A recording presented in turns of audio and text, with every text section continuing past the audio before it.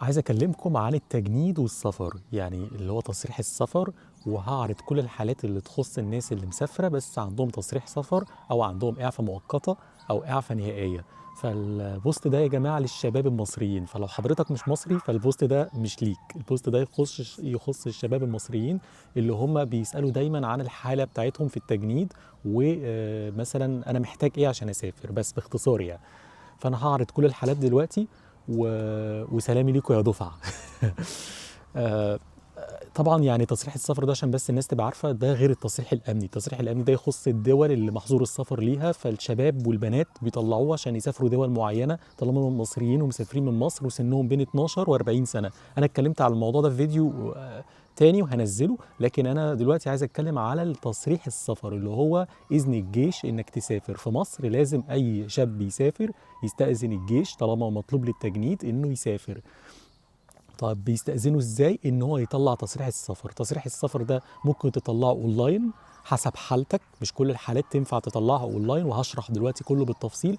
وممكن تطلعه بقى، ده الاساس، من المنطقه العسكريه اللي حضرتك تابع ليها، سواء بقى مثلا حلميه الزيتون، الهايك ستيب، كل المناطق بقى اللي في مصر يعني.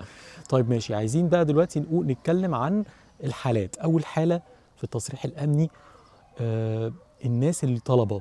لما حضرتك بتكون طالب بتكون متأجل تجنيدك لسن 28 سنة. طول ما حضرتك بتدرس فكده عندك تأجيل انك تسافر خلال الدراسة. طيب بطلع تصريح السفر ازاي؟ بطلع شهادة قيد من الجامعة او شهادة قيد من المدرسة، وبروح اطلع تصريح سفر. طبعا الناس اللي عدت 18 سنة هي اللي بتكون مطلوبة للتجنيد. قبل ال 18 سنة ما بتكونش مطلوب للتجنيد لانك بتستأذن ولي الامر في السفر. ده موضوع تاني هبقى اتكلم عليه في فيديو تاني برضو. ماشي. يعني تقريبا وانت في تانية ثانوي تالتة ثانوي هنا بيبتدي يعني الجيش ياخد معلومات عن كل الناس دي وتبقى مطلوبة للتجنيد عن طريق حاجة اسمها جند 7 تقريبا. هي دي الشهادة اللي المدرسة بتبعتها للتجنيد. ماشي. التجنيد التعليم الإجباري في مصر لحد تالتة إعدادي، فأي حد بيسيب المدرسة وما بيكملش مدرسة وخلص تالتة إعدادي هنا لازم يروح للجيش، ما ينفعش يشتغل من غير ما يروح للجيش رسميا. طيب لو واحد دخل الجيش على طول وما كملش تعليم بيبقى ليه خدمة 3 سنوات. طب لو واحد عنده مؤهل متوسط، يعني خلص الثانوي باختلاف أنواع الثانوي وخد مثلا معهد مثلا سنة أو سنتين، هنا بيبقى برضو الجيش بتاعه سنتين. طب لو حد تعليم عالي خلص الجامعة، ودي أقصى حاجة ممكن تعملها هي البكالوريوس أو الليسانس، بتبقى سنة واحدة الجيش. طبعا ده غير الفترة بتاعت مركز التدريب. طيب الطالب اللي مسافر خلال، طول ما هو مسافر وطول ما هو مقيد في جامعة يقدر يطلع تصريح سفر ويسافر خلال الايه، اي سنوات دراسته، فبيطلع تصريح سفر زي ما شرحت.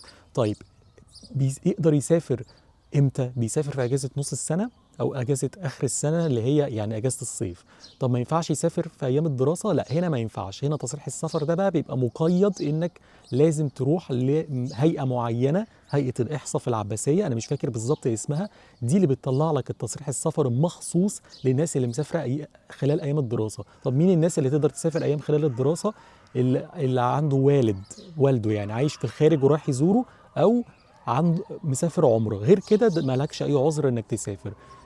انا هشرح يعني طريقه بقى ممكن تسافر بيها، يعني تبقى استثناء، عشان انا ده حصل لي في فيديو تاني عن الموضوع ده. فانا كده وضحت امور الطالب. طب الطالب ده امتى ما يقدرش يسافر تاني؟ ابتداء من الترم التاني في اخر سنه دراسيه في الجامعه ما يقدرش يسافر تاني خلاص. فهنا ما بيبقاش ليه بقى الحق ان هو يسافر لحد ما يخلص الدراسة، وكمان يروح يقدم التجنيد عشان يشوف موقفه من التجنيد. هل هو معفي مثلا عن طريق إرجاء؟ هل هو مثلا عنده سبب للإعفاء سواء مؤقتة أو نهائية؟ ولا هيخش الجيش؟ طبعا هنبتدي بقى نمسك الحالات كلها.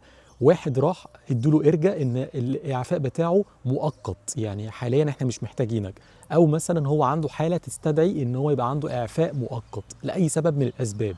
دي أسباب كتيرة. هنا بقى اما يجي يسافر بيعمل ايه؟ لازم يطلع تصريح سفر. يبقى هو ده مطلوب منه تصريح سفر، يبقى الاعفاء مؤقته مطلوبه ليها تصريح سفر. طب الشخص اللي هو خلاص هم قبلوا الجيش بتاعه بس منتظر الجيش، ده ما ينفعش يسافر خالص الا لما يخلص الخدمه العسكريه كلها، فده ما ينفعش يسافر خالص.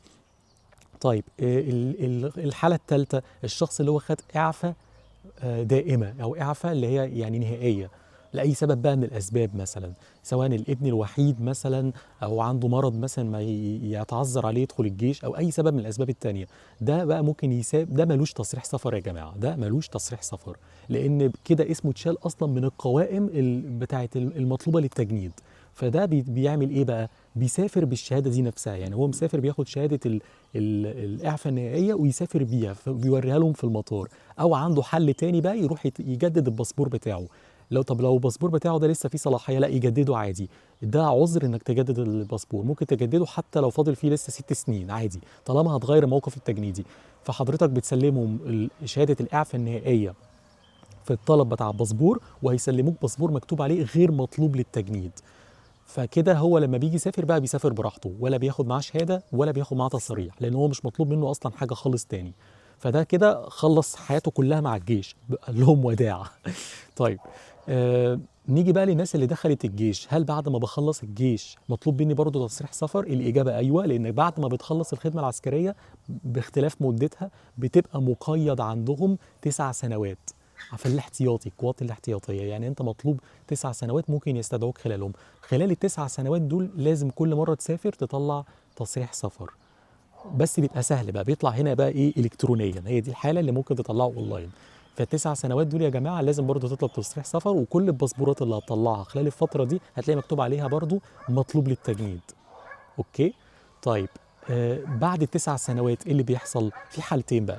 واحد استدعوه من الخدمه الاحتياطيه، يعني في وسط الخدمه الاحتياطيه خلال ال9 سنين قالوا له لا احنا مش عايزينك، طلع قرار ان احنا نستبعدك من الخدمه الاحتياطيه. فهنا ده بياخد شهاده اعفاء نهائيه من الخدمة الاحتياطية، اسمها شهادة استبعاد من الخدمة الاحتياطية. أو واحد تاني بقى خلص ال9 سنوات، الاتنين دول بياخدوا شهادة نهائية ممكن يسافروا بيها زي بالظبط المعفي نهائيا من البداية. طيب ماشي، بيسافروا بيها بقى. وممكن برضو يعملوا ايه تاني بقى، زي ما حضراتكم خدتوا بالكم، يروحوا يجددوا الباسبور حتى لو في صلاحية، يحصلوا على باسبور مكتوب عليه غير مطلوب للتجنيد ويسافروا بيه. فأنا كده شرحت كل الحالات اللي بتغطي الناس دي. طيب، في حالة تانية بقى. في ناس بيبقى مكتوب على الباسبور بتاعهم معفي في الباسبور، يعني تلاقيه مكتوب عليه في سن مثلا معفي حتى تاريخ مثلا، نقول مثلا 1 سبتمبر، فهو ده معناه ان هو ممكن يسافر لحد 1 سبتمبر. ماشي. حتى لو هيرجع بعد التاريخ ده، المهم ان هو ممكن يسافر لحد التاريخ ده من غير اي تصاريح. فده معفي لحد التاريخ ده. طب بعد التاريخ ده لازم يطلب تصريح سفر، لو حالته تسمح له ان هو يطلع تصريح سفر. فدي برضو حالة تانية يا جماعة بتبقى موجودة عند بعض الناس. طيب، الناس بقى اللي هم مزدوجين الجنسية، عندهم ازدواج جنسية، يعني هو مولود عنده جنسيتين. الشخص ده أصلا من البداية كان المفروض يمشي في الإجراءات اللي هو تثبت إن هو مزدوج الجنسية، فياخد إعفاء وبعد كده يطلع باسبور مصري مكتوب عليه غير مطلوب للتجنيد. طبعا هو مشكلة إن هو ما بيكونش قادر يخرج بالباسبور الأجنبي، لأن هو بقاله سنين كتيرة في مصر، فهنا بيبقى لازم هو هنا مصري، فلازم يخرج بالباسبور المصري في أول مرة. وبالتالي بيبقى عليه ان هو يخلص الاجراءات مع الجيش، ان هو يروح يقول لهم انا عندي ازدواج جنسي، ويمشي في اجراءات ويخلص الدنيا دي كلها. طيب، الناس اللي ما دخلتش الجيش بقى، يعني واحد مثلا متهرب من الجيش، او يعني ما راحش قدم على الجيش اصلا، او ان هو مثلا حتى موجود في الخارج بس ما رجعش وعليه خدمه عسكريه، دول ايه وضعهم؟ لحد ما تتم 30 سنه حضرتك مطلوب للتجنيد. للاسف يعني اللي بره ده عنده اقل من 30 سنه ما يقدرش يرجع، والا مش هيعرف يخرج تاني من مصر. فده لازم يستنى 30 سنه ويرجع، ما عندوش حل تاني. طيب، والشخص طيب التاني اللي هو مثلا مثلا لو واحد خد جنسيه في الخارج قبل ما يتم 30 سنه، هنا بقى ممكن يرجع كاجنبي. وانا هشرح الموضوع ده في فيديو تاني اللي هو خاص بالناس المزدوجه جنسيا، لان ده يطول شرحه يعني. يعني موضوع الدخول والخروج ده دي قصه تانية كده كبيره لوحدها. طيب، الناس اللي هم بقى في مصر بس ما دخلوش جيش، ما قدموش اصلا على الجيش، الناس دي من اول 30 سنه ممكن يروحوا يعملوا صلح. الصلح ده زمان كان بيتكلف حوالي 2000، دلوقتي وصل تقريبا حوالي 8000 جنيه على حد علمي. وبعد كده ده بياخد بيروح محكمه وبياخد اجراءات حوالي شهرين، وبعد كده بيعمل تصالح وبياخد شهاده زي الاعفاء النهائيه. وبعد كده من اول هنا يبتدي يقدر يسافر بالشهاده، او بان هو يطلع باسبور جديد مكتوب عليه غير مطلوب للتجنيد برضه. فاتمنى برضه اكون وضحت الحاله دي. طيب، كده انا تقريبا غطيت يعني كل الحالات. لو في اي حالات تانية ممكن حضرتك برضو تكتب لي في التعليقات حالتك وانا هرد عليك، يعني برضو بيبقى في حالات استثناءات عن الحاجات اللي انا قلتها دي. بس دي عموما دي كل الحاجات اللي انا قلتها. نسيت اقول حاجه تانية، في مبادره مصر عملتها ان لو حد عايش في الخارج بدل ما يستنى 30 سنه بيدفع مبلغ حوالي تقريبا 7000 دولار. المبلغ ده يعني زاد على كذا مره وصل ل 7000 دولار مقابل ان هو ينزل مصر وخلاص، وهو بياخد شهاده اصلا نهائيه من السفاره المصريه. فدي بتخليه ينزل ويسافر عادي كانه معفي نهائيا بالظبط. بس بيدفع مبلغ حوالي للخزينه المصريه حوالي 7000 دولار. المبادره دي يا جماعه حاليا واقفه، يعني المبادره دي دلوقتي هم وقفوها. المبادره دي معموله للناس اللي اقل من 30 سنه واللي اكتر من 30 سنه، وطبعا اللي اكتر من 30 سنه هو اصلا هينزل وهيعمل تصالح عشان يدفع 8000 بدل ما يدفع المبلغ الكبير ده في الاساس يعني. بس هم يعني فاتحينها للجميع اللي هم في الخارج، طالما هو عايش في الخارج فهو بيقولوا له لا يا حبيبي انت كده كده يعني احنا عارفين انك مش هترجع، فتعالى احسن في حضن مصر وزور بلدك وشوف اهلك بس تدفع عشان بس يبقى الامور تبقى واضحه. طب طب الناس اللي هم دفعوا واستفادوا من الموضوع ده، هل الموضوع ده لسه موجود؟ للاسف هم قفلوه دلوقتي حاليا، بس بيقال يعني في كلام ان هو هيفتحوه تاني بعد كده، بس متوقع ان هو يبقى اغلى، ممكن يوصل مثلا 9 10000 دولار. فده برضو يعني حل بيكون مناسب لبعض الناس اللي هي مثلا عندها ارتباطات في مصر عايزه تشوف اهلها بدل ما تفضل قاعده في الخارج مخصوص لحد ما يتموا 30 سنه عشان ينزلوا. وفي ناس طبعا بتشوف ان المبلغ ده كبير جدا ومبالغ فيه، فبيشوف ان هو احسن له يستنى خصوصا لو فاضل سنوات قليله مثلا ويتم ال 30 وينزل يعمل التصالح. طب الناس بقى اللي اتهربت من الخدمه العسكريه، يعني واحد دخل الخدمه العسكريه بس ما راحش، يعني هو اصلا مطلوب دخل الخدمه واتأيد وهو في خدمه عليه، سواء هرب في وسط الخدمه او ما راحش بعد ما هو خلاص يعني اخدوه يعني في الخدمه العسكريه. الشخص ده للاسف يا جماعه بيبقى الاعفاء بتاعه على 34 سنه، يعني ما يقدرش ان هو بعد 30 سنه يقدم يمشي في اجراءات التصالح، لازم يستنى بقى ده ل 34 سنه لان هو اساسا عليه عقوبه عسكريه، يعني هو اصلا كمان بيتحاكم محاكمه عسكريه بالقانون العسكري.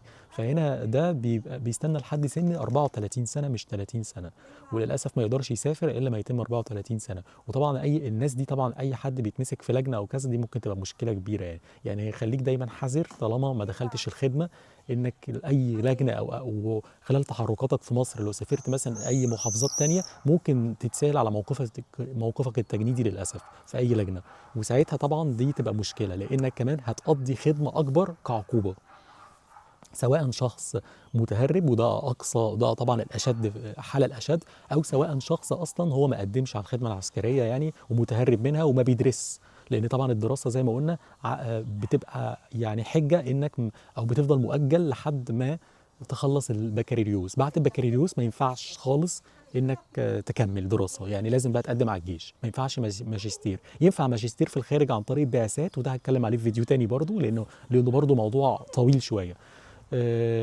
فحضرتك موجه كمان لحد سن 28 سنه، يعني لو واحد مثلا فضل يدبلر في الجامعه قاصد او يسقط نفسه عشان يتهرب من الجيش فهو اقصى حاجه 28 سنه. بعد 28 سنه الجامعه مش هتقدر يعني تسيبك مقيد عندهم ويقولوا لك لا لازم تروح تخلص الخدمه العسكريه بتاعتك. فطبعا يعني ايه دي برضو ده موضوع تاني برضو مشكله تانيه. فانا كده اتمنى ان انا اكون غطيت كل الحالات دي ليكوا وكل الامور يعني واضحه. اي حد عنده سؤال في الموضوع ده يا جماعه ينزل، ده يعتبر فيديو دليلك للتجنيد والسفر، فنزل التعليق وانا هرد عليك على حالتك. بس يا ريت يا جماعه يعني اللي ينزل حاجه يكون سمع الفيديو كله، ولو مش فاهم انا هجاوبه، لكن ما يسالنيش نفس الاسئله اللي انا سالتها يعني اللي انا يعني على حالات انا قلتها، او لو عندك حاله يعني مختلفه اكتبها، لو حاجه مش فاهمها برضو قول لي. اتمنى اكون فدتكم. اعملوا شير يا جماعه اكتر باقصى يعني طريقه تقدروا تشيروا الفيديو ده ليه، لانه مفيد جدا وناس كتيره جدا عايزاه وناس كتيره عايزه تستفيد منه، فشيروه على قد ما تقدروا.